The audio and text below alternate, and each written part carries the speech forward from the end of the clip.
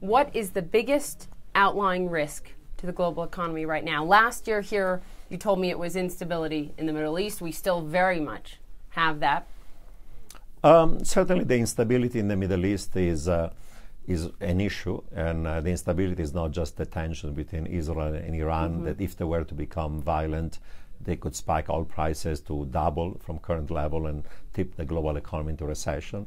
If you look at the Middle East, all the way from the Maghreb, Algeria to AfPak, Afghanistan and Pakistan, there is tensions, geopolitical tension that could have economic consequences. But now, for example, there are also geopolitical tensions in Asia. As you know, there are territorial disputes between China and Japan and Korea and Indonesia and Vietnam and India, you name it. And that's already affecting negatively trade and foreign direct investment in the Asian region. So I would say the tail risks in the global economy, as I pointed out, are U.S. fiscal, Eurozone crisis, potential China hard landing, and geopolitical risk. Which one of them is going to become more severe this year?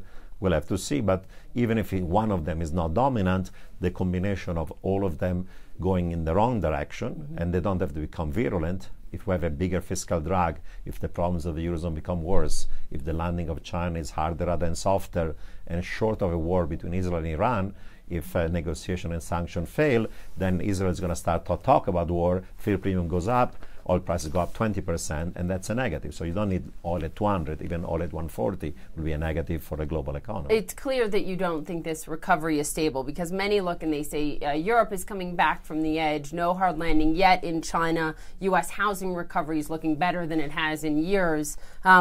Talking about Europe specifically, how concerned are you about the Eurozone at this point?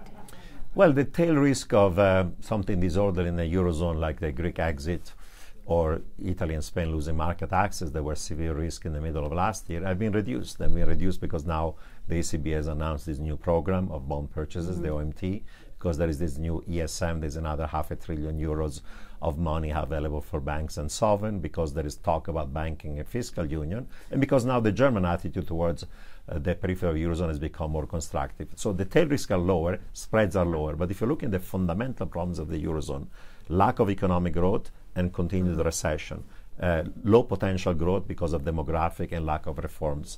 2, debt sustainability, because there are 2 debt levels, private and public, or official and private, are too high. And 3, lack and loss of competitiveness, large external deficit that the private sector doesn't want to finance. Those fundamental problems of the Eurozone have not been resolved. They may be pushed by a few quarters. This year might be a calmer year from the market point of view, but the fundamental problems of growth, competitiveness, and that sustainability of Eurozone remain as severe as before. A monetary union, we know, is not viable. There's not been historical, no episode. Look at the United States, look at Germany, Italy 100 years ago. Whenever you create a nation state where you have a political union, you don't have only the same currency.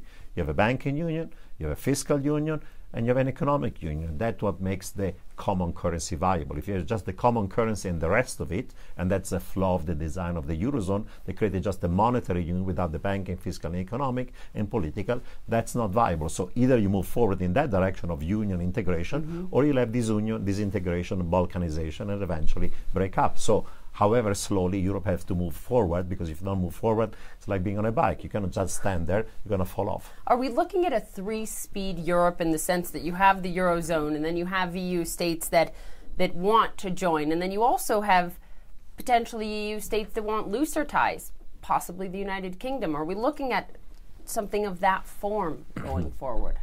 Oh, yes, or you could say 4 speeds, because there are some current members of the Eurozone that eventually are not going to be member of the Eurozone. 4 speed. Yes. You know, it's a fragmented group of countries. Some of them have formed a monetary union, some of them may join, some of them might want or will have to exit. And in the case of the United Kingdom, now there is a noise about maybe United Kingdom leaving the European Union. And then within each one of these countries also there are separatist movements. In the United Kingdom, maybe a Scottish referendum about independence. In Spain, you have the Basque region and the Catalans who might want to have autonomy, if not a split. In Belgium, the French and the Flemish have been fighting each other forever. In Italy, the North and the South are also fragmented. So we have inter-European problems, because you have 17 countries in the Eurozone that cannot agree on most things. And then even within each country, The fiscal issues are not just the national level, Greece, Italy, and Spain. They're the regions of Italy, the regions of Spain, the region of Greece have their own budget deficits and problems.